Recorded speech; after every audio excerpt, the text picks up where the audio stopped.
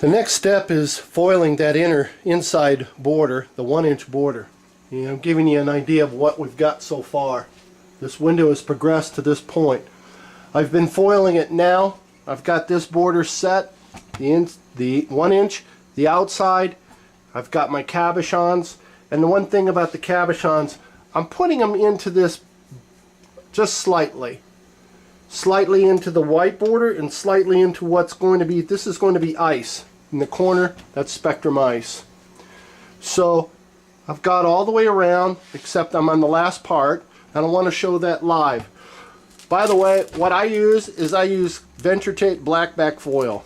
I'm not trying to sell this for them, be their spokesman, but anyway, it's the best foil there is Venture. I've used a lot of other tapes. I'm moving my camera as I do this. I'm the only person that's doing all my filming, so trying to this is my tape dispenser. By the way, there's 3 sizes of foil: 3/16, 7/32, and 1/4 inch. I almost always go through 7/32 on everything. By the way, if you're going to order tape, for every 10 rolls, you're going to buy 6 rolls.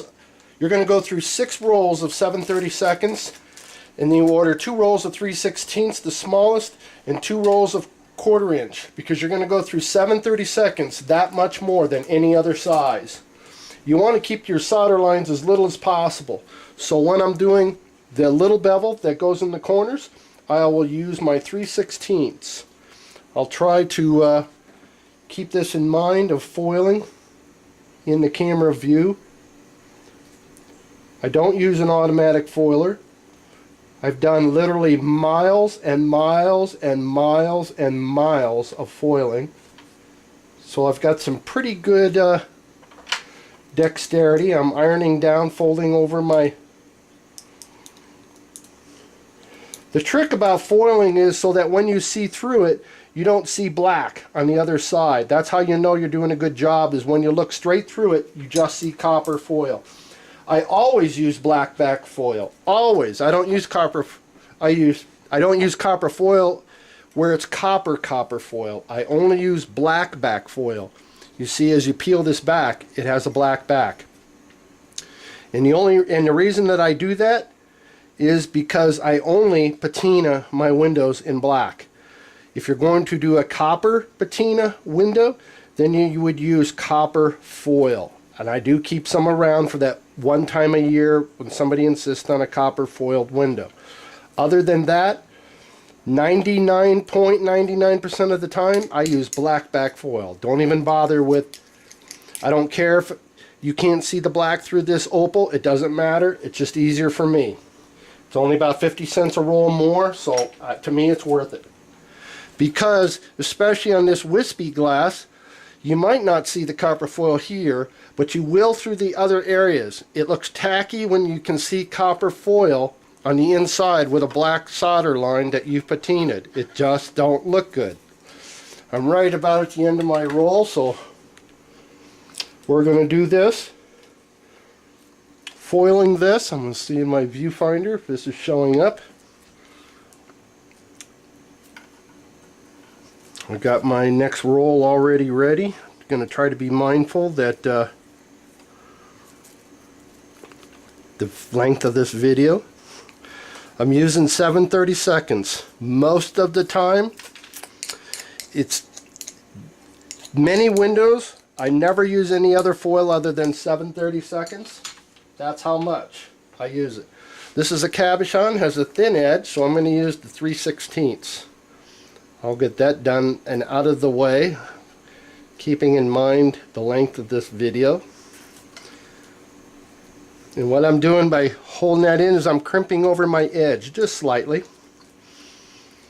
I use a plastic X-Acto knife handle as my fid.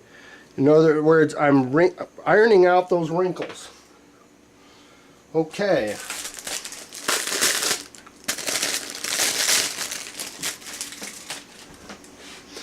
Blackback foil, you'll always see a black band. Look for the edge. Peel it off. Peel it back. Put it in my dispenser. I love these dispensers. You can hold all kinds of junk in there.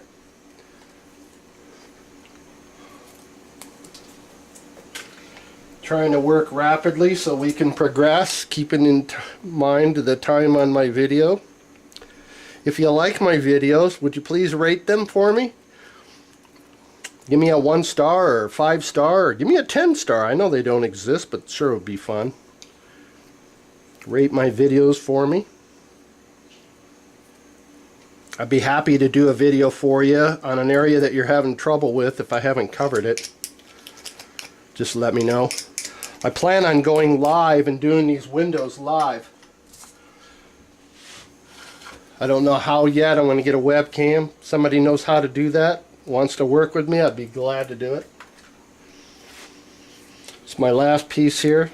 Then the next border, as you can see, is going to be clear. Well, you can't see that yet. Let's put that in there. This border is going to have bevels in there. I'll explain that. I'm on my last piece that needs to be foiled.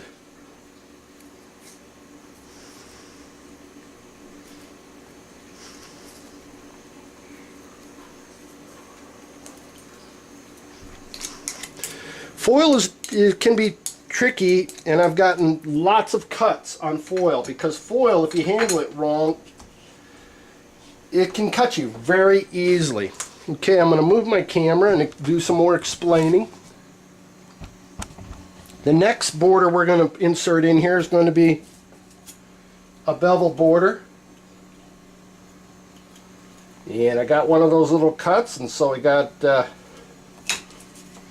anyway, there's going to be, as you can see, the neat little squares are starting to line up, which is kind of neat. We got white, and then we interrupted the white with something different.